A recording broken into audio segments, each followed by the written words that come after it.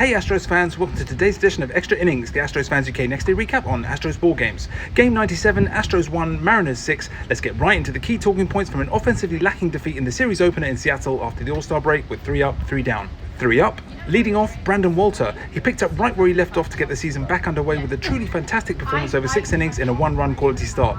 The only run he gave up was a solo homer in the 4th inning, one of just 3 hits against Walter on the night as he continued to befuddle and bemuse opposition hitters. He did give up an incredibly rare walk, but made up for it with 7 strikeouts, ending with the strongest inning of his outing in striking out the side versus the heart of the Mariners lineup. Not for the first time, Walter received absolutely no support whatsoever from our bats, a crying shame as he never deserved to be on the losing side in this one. Up second, Isaac Paredes. We did make a brief and belated offensive charge in the 8th as we halved the 0-2 deficit on a deep drive by Paredes for an RBI double that Randy Arozarena misplayed off the wall, and with no outs in the inning at the time, it presented a great chance for us to tie the game, one we failed to take. Paredes also drew a typically patient walk to lead off the game, but unfortunately the bats behind him were unable to capitalize.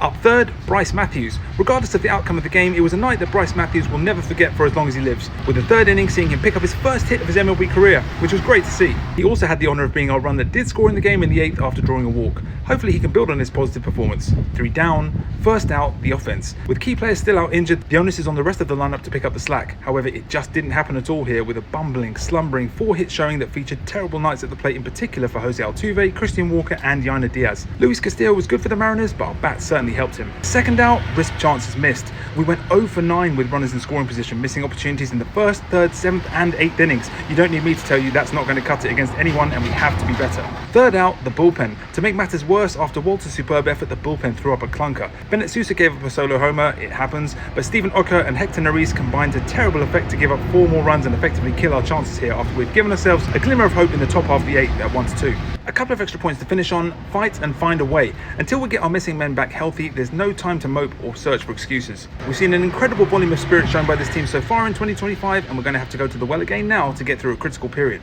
And highway to the danger zone. Our division lead reduces to 4 games with the loss, and we have to be mindful not to let the Mariners turn the tables on what we did a year ago when we overturned their massive AL West lead. This is going to be a real test of character for the Astros in this series. That's it for today's Extra Innings, the next day recap. Let me know your takes on the loss in the comments. Make sure you're following at AstrosFansUK on all platforms, and I'll catch you tomorrow for the next edition of Extra Innings. Go Stros!